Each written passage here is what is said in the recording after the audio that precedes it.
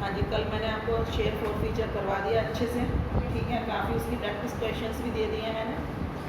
अब एक इस चैप्टर का के दो टॉपिक्स और हैं। एक टॉपिक है issue of shares for consideration other than cash, जो मैंने आपको स्टार्टिंग में शुरू करवाया भी था लेकिन बीच में रह गया था, तो आज हम उसको दोबारा से टॉपिक को पूरा करेंगे। बहुत ही इम्पॉर्टेंट टॉपिक है, इसमें से भी आपके बहुत ज़्यादा क्वेश्चंस आते हैं। इसका टॉपिक क्या है? Issue of shares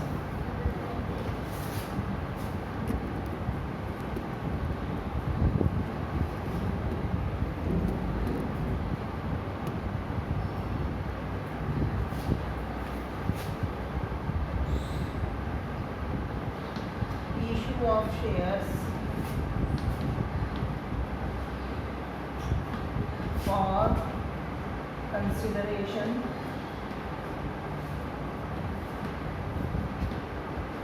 other than cash। Consideration का मतलब क्या है यहाँ पर? कंसिडरेशन मीन्स बदले में, ठीक है। मतलब क्या हुआ कि हम कंपनी कई बार क्या करती है, शेयर्स इशू करती है, बदले में कैश लेने की बजाय किसी दूसरे की एसेट्स ले लेती है, ठीक है। मतलब रादर कि हम कैश लेकर बाद में एसेट्स खरीदें, तो हम कई बार एसेट्स ले लेते हैं बदले में और उनको शेयर्स इशू कर देते हैं, ठीक है। या जैसे मैंने उसे भी बताया था आपको कि कई बार कंपनी जो कंपनी है वो किसी का रनिंग बिजनेस, गोइंग बिजनेस खरीद लेती है। गोइंग बिजनेस खरीदने का मतलब क्या है कि वो उससे एसेट्स भी ले लेती है उसकी सारी, और लायबिलिटी पे ऑफ करने की रिस्पॉन्सिबिलिटी भी ले लेती है, ठीक है। और बदले में उनको, उन लोगों को जिसका वो बिज़नेस खरीदा गया है, उसके वेंडर को अपनी कंपनी में शेयर होल्डर बना देती है। या तो हम बिज़नेस खरीदें तो उनको कैश दे दें, ठीक है, या हम उनको कैश देने की बजाय हम उनको शेयर्स दे दें। तो अगर मान लो सिंपली हमने सिर्फ एसेट खरीदी है कोई, तो हम एंट्री करेंगे, सपोज हमने किसी से बिल्डिंग खरीदी, तो हम एंट्री करेंगे बिल्डिंग अकाउंट डेबिट,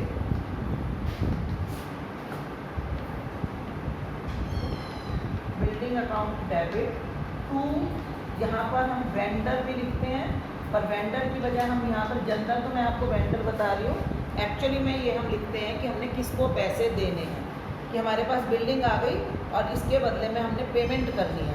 किसको पेमेंट करनी है वो हम उसका नाम लिखेंगे यहाँ पर, ठीक है। तो सपोज यहाँ पर ABC लिमिटेड से हमने खरीदी है, तो हम ABC लिमिटेड का नाम लिखेंगे, ठीक है।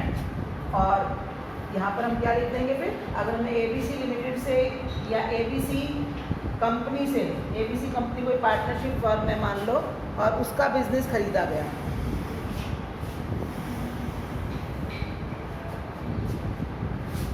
ठीक है, उसका बिजनेस खरीदा गया, तो हम उसका नाम यहाँ पर लिख देंगे। सपोज हमने 4 लाख की बिल्डिंग खरीदी, तो हम यहाँ 4 लाख रुपए लिख देंगे।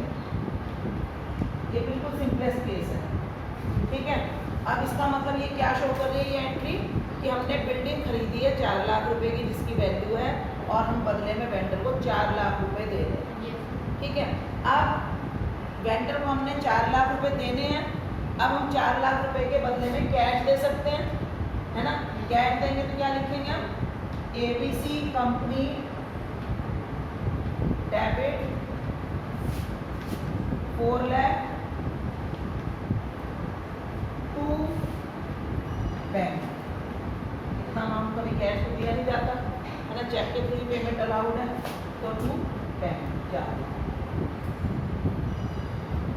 ठीक है। अब अगर हम ये जो खरीदने वाला है यहाँ पर कौन है, परचेजर कौन है, परचेजर है सपोज सूर्या लिमिटेड, और वेंडर है इसमें ABC कंपनी, ABCN कंपनी बना देते हैं इसका नाम, ABCN कंपनी, ठीक है। अभी हम किसकी बुक्स की बात कर रहे हैं, सूर्या लिमिटेड अपनी बुक्स में एंट्री कर रहा है, परचेजर के पास बिल्डिंग आई, आपको परचेजर की बुक्स ही आएंगी, सेलर की बुक्स नहीं आएंगी, ठीक है।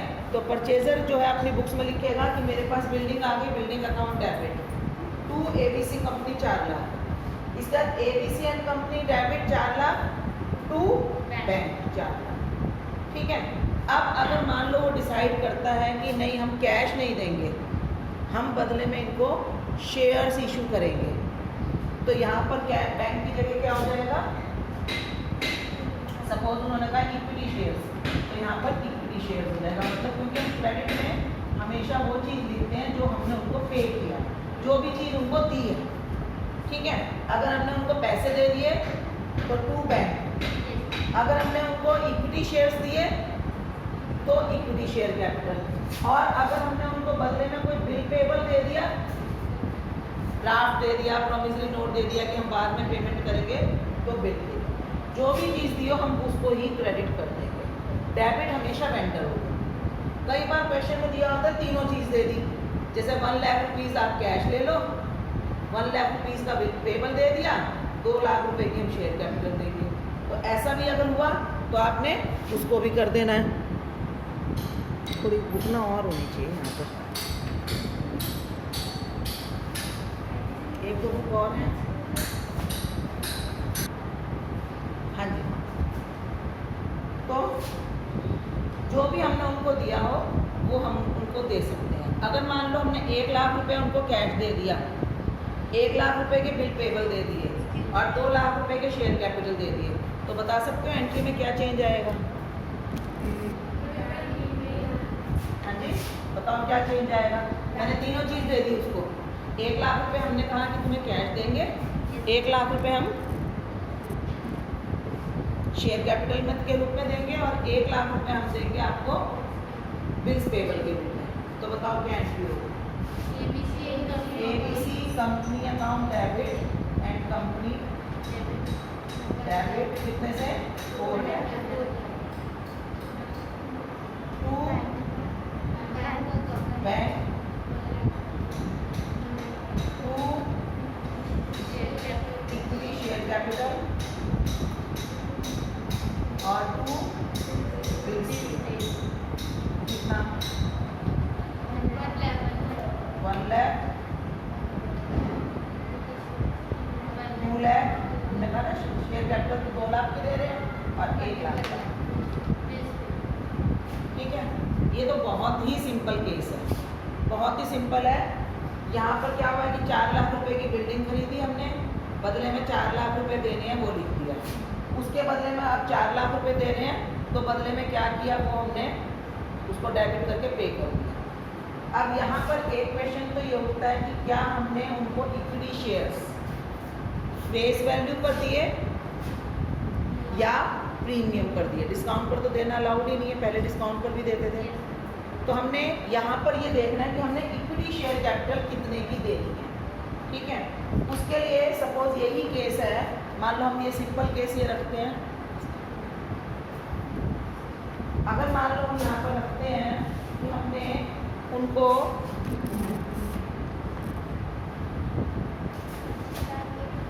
चार लाख रुपए के बदले में 4 लाख रुपए की वैल्यू के शेयर्स दिए, लेकिन एट पार, ठीक है। तो आपको यहाँ पर निकालना पड़ेगा कि हमने उनको issued at premium, sorry issued at par में तो क्या होगा, आपने 2 लाख रुपए के शेयर्स हैं, 2 लाख रुपए देने हैं, 100 रुपये का एक शेयर है, तो आप 2 लाख रुपए को 100 से डिवाइड करोगे तो कितने शेयर्स आएंगे? 2000, है ना। और 2000 को फिर दोबारा 100 से मल्टीप्लाई करोगे तो वैल्यू 2 ही लाख रहेगी, ठीक है। लेकिन अगर आपने 2 लाख रुपए देने हैं और उसके बदले में आप उनको शेयर्स दे रहे हो, 125 रुपये का एक शेयर दे रहे हो, 2 लाख रुपए के शेयर्स हैं और आप बदले में 125 रुपये का शेयर दे रहे हो, 2 लाख रुपए के शेयर्स हैं, बदले में आप 125 रुपये का एक शेयर अगर आप दे रहे हो तो कितने शेयर्स दोगे उनको? नंबर ऑफ शेयर्स कितने अलॉट होंगे बताओ?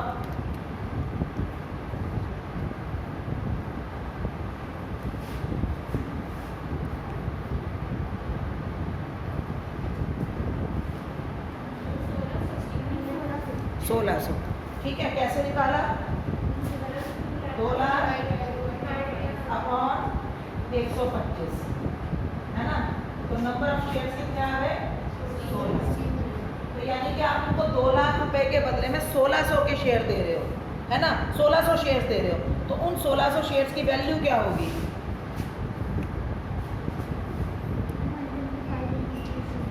हाँ, 125 का एक शेयर है ना, तो उनकी वैल्यू क्या होगी? फेस वैल्यू क्या होगी उसकी? 100 रुपये के हिसाब से, है ना। तो देखो एंट्री क्या बनेगी उस केस में, ABC एंड कंपनी डेबिट कितना? 4 लाख, नहीं 2 लाख है ना, 2 लाख के बदले में दे रहे हैं ना, चलो इसको 4 लाख लो, ठीक है। टू कैश या टू बैंक, सॉरी हमने बैंक से उसको पेमेंट कर दी 1 लाख, ठीक है। ये क्या शो कर रही है एंट्री कि हमने उसको 1 लाख रुपए पे कर दिए कैश। टू बिल्स पेबल, ये क्या एंट्री शो कर रही है कि हमने उसको बिल पेबल दे दिया 1 लाख का। अब जो 2 लाख रुपए देने थे शेयर कैपिटल के, उसके बदले में देखो हमने क्या दिया उसको, 125 रुपए का एक शेयर दिया, यानी हमने उसको शेयर्स दिए 1600। तो उन अब हमें यहाँ पर लिखना है कि हमें उन शेयर्स की, हमारे पास उन शेयर के बदले कैपिटल कितनी बन गई, इक्विटी शेयर कैपिटल कितनी बन गई? 100 रुपए का एक शेयर है जो हमने 25 रुपए एक्स्ट्रा में दिया, 1,60,000, यानी हमने उनको 1,60,000 रुपए वैल्यू के शेयर दे दिए, है ना। और बाकी का क्या किया हमारा, टू सिक्योरिटी प्रीमियम रिजर्व,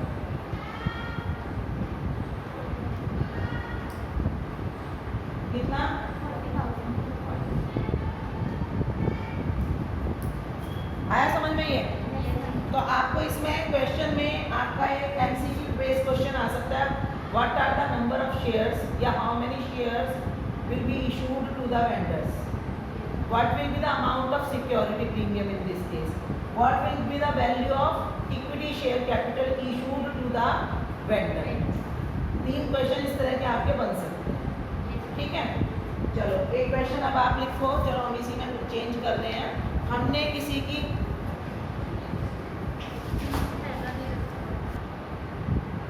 ठीक है, इस वाले क्वेश्चन में जो मैं आपको अब एग्जांपल दे रही हूँ, इसमें परचेजर है मून लिमिटेड, वेंडर है स्टार लिमिटेड, तो किसकी बुक्स की हम एंट्री कर रहे हैं, बात कर रहे हैं मून लिमिटेड की। मून लिमिटेड ने क्या खरीदी है, सन्ड्री एसेट्स, तो सन्ड्री एसेट्स डेबिट हो गई, कितने की खरीदी? 3 लाख, ठीक है, ठीक है। और 2 ये किसको पे करेगा, स्टार लिमिटेड,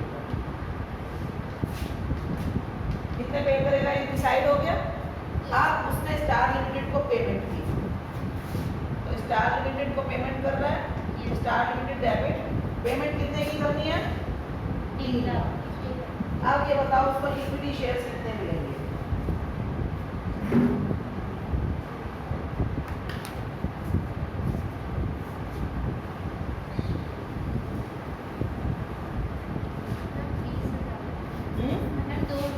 कितने शेयर्स मिलेंगे?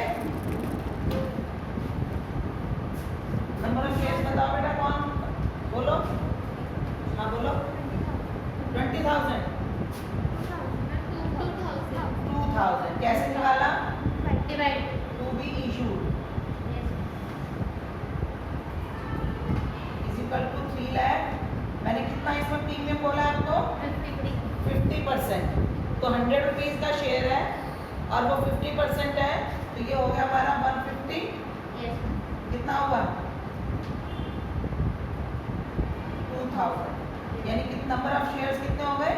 क्वेश्चन क्या था, व्हाट आर या how many shares will be issued to star limited, ठीक है, तो हो गए 2,000 shares. What will be the amount of share capital, equity share capital in this case? 2 lakh. कितनी होगी? यहाँ पर एंट्री में मैं क्या लिखूंगी? 2 इक्विटी शेयर कैपिटल कितना?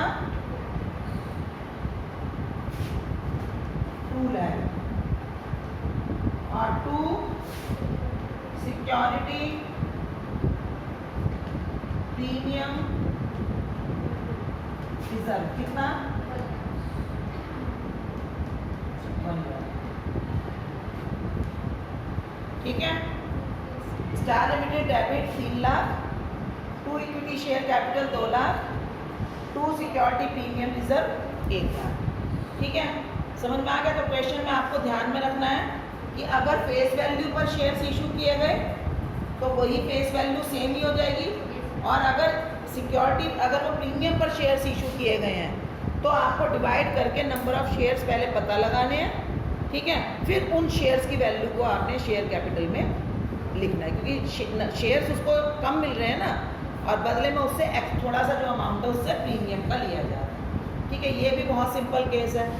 अब इसी केस में एक केस आता है गुडविल और कैपिटल रिजर्व, ठीक है।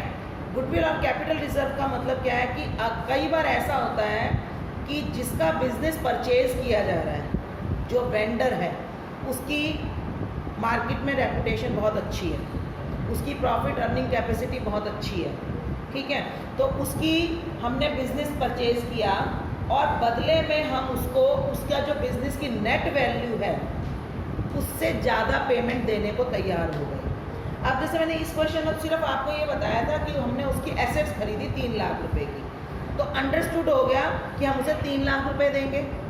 लेकिन कई बार आपको क्वेश्चन में दिया होगा कि he purchase assets of ₹3 lakh for purchase consideration of ₹4,50,000 या 4 लाख, यानी more value is more than 3 lakh. इसका मतलब क्या है कि हम उसकी 3 लाख की एसेट्स को ज़्यादा वैल्यू पर खरीदने को तैयार हो गए।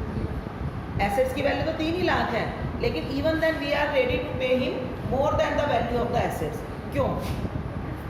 क्योंकि इसकी गुडविल अच्छी है।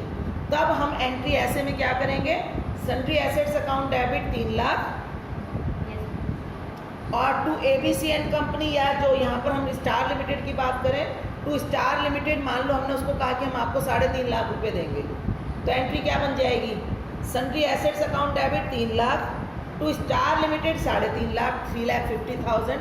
तो जो बीच का जो गैप आएगा, डिफरेंस आएगा, वो गुडविल अकाउंट डेबिट से हो जाएगा, ठीक है। कई बार इसका उल्टा हो जाता है। उल्टा क्या हो जाता है कि जो बेचने वाला है उसकी एसेट्स की वैल्यू ज़्यादा है, कम ज़्यादा है, लेकिन हमने उससे कम में परचेज कर लिया। डिपेंड करता है ना कि उसकी मार्केट पोजीशन, उसकी प्रॉफिट अर्निंग कैपेसिटी कैसी है। तो अगर हमने उसकी एसेट्स की वैल्यू ज़्यादा है या उसके बिजनेस की नेटवर्थ की बात करेंगे हम, एसेट्स माइनस लायबिलिटीज़ करके उसको बोलते हैं नेटवर्थ, कि बिजनेस की जो नेट वैल्यू है वो कम है, सॉरी ज़्यादा है, और हम उससे कम में लेने को तैयार हो गए। सपोज जैसे इसी केस में ले कि 3 लाख की हमने एसेट्स खरीदी स्टार लिमिटेड से for a purchase consideration of 2,50,000। तब एंट्री क्या बनेगी, यानी हमने उसको स्टार लिमिटेड को हम क्रेडिट किस अमाउंट से करेंगे, जितना हमने उसको एग्री किया है। जब हमने कह दिया for a purchase consideration of ₹2,50,000, तो स्टार लिमिटेड क्रेडिट भी 2,50,000 से होगा जो हमने उसको देना है, ठीक है। और वो स्टार लिमिटेड अकाउंट डेबिट 2,50,000 होगा। अब क्रेडिट 2,50,000 होगा, तो जो डिफरेंस आएगा वो क्या होगा, वो होगा कैपिटल रिजर्व। समझ में आ गया? मतलब क्या हुआ कि अगर उसकी नेट वैल्यू, बिजनेस की नेट वैल्यू परचेज कंसिडरेशन से ज़्यादा है तो हमें फ़ायदा हो गया, हमने खरीदा ज़्यादा का सामान, पे कर रहे हैं कम, तो हमें बेनिफिट हो गया, तो वो हमारा कहलाएगा कैपिटल रिजर्व। अगर नेट वैल्यू कम है, हमें पेमेंट ज़्यादा देनी पड़ी, तो एक्स्ट्रा पेमेंट किस चीज़ की मानी जाएगी, गुडविल, ठीक है। इसके बाद जब हम एक बार ये डिसाइड हो गया कि हम उसको परचेज कंसिडरेशन इतना पैसा दे रहे हैं, उसके बाद फिर आपने देखना है कि हम बदले में जो शेयर्स दे रहे हैं वो पार पर दे रहे हैं या फेस प्रीमियम, ठीक है। तो चलो हम इसके एक एग्जांपल लेते हैं जिसमें हम तीनों केस करेंगे 1 bye 1।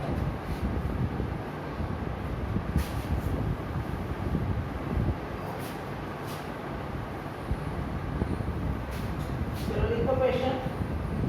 Sun Limited purchase business, Sun Limited purchase business of, Sun Limited purchase business of Star Limited purchaser कौन हो गया? सन लिमिटेड। सेलर कौन हो गया? वेंडर। वेंडर हो गया स्टार लिमिटेड। परचेज बिजनेस, ठीक है। Consisting of sundry assets of rupees 6 lakh,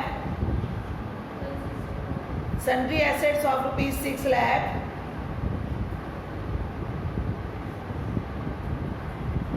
and sundry liabilities of rupees 1,50,000.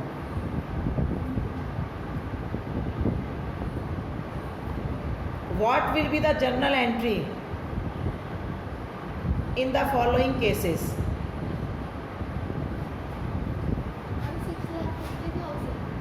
6 lakh की तो एसेट्स खरीदी हैं, 1,50,000 की लाइबिलिटीज हैं, ठीक है। What will be the journal entry of purchase in the following cases, ठीक है। Case one,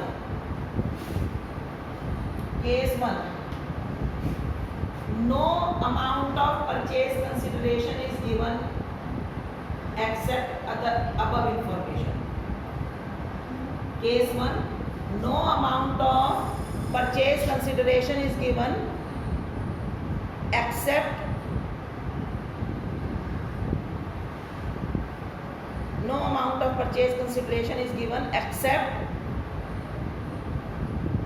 the above information. Case 1, तो बताओ क्या होगा इसमें? सिंपली आप इसमें जनरल एंट्री करोगे, sundry assets account debit sundry liabilities, कितने से होगा? सन्ड्री एसेट्स 6 लाख और ये 1,50,000। अब इन्होंने ये नहीं कहा कि ये एसेट्स बदले में वो कितने पैसे देगा, कोई कुछ नहीं कहा ना। Purchase consideration is not given, तो हम यहाँ लिखेंगे टू स्टार लिमिटेड। कितना? इन द बुक्स ऑफ कौन है ये? किसकी बुक्स है ये? Of Sun Limited. हाँ जी, टू स्टार लिमिटेड। कितना लिखेंगे? 4,50,000। ये कैसे आया? क्वेश्चन में तो गिवन नहीं है, हमने माइनस करके अपने आप निकाले। अंडरस्टूड है, अंडरस्टूड है कि जितने की एसेट्स हैं और उसमें से लायबिलिटी मानकर माइनस करके हमने नेट अमाउंट उसको पे कर दिया। केस 2 लिखो,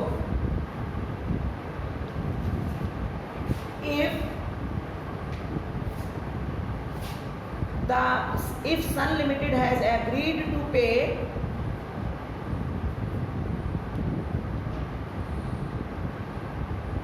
if Sun Limited agreed for purchase consideration of rupees 5,50,000 to Star Limited, क्या मतलब हुआ इसमें? कि वो कह रहा है कि हम आपको 5,50,000 रुपीज़ बदले में देंगे, यानी आपके एसेट्स भी लेंगे, लायबिलिटीज भी लेंगे और बदले में हम आपको क्या अमाउंट पे करेंगे? 5,50,000। तो क्या एंट्री बन जाएगी इसी केस में? Sundry assets account debit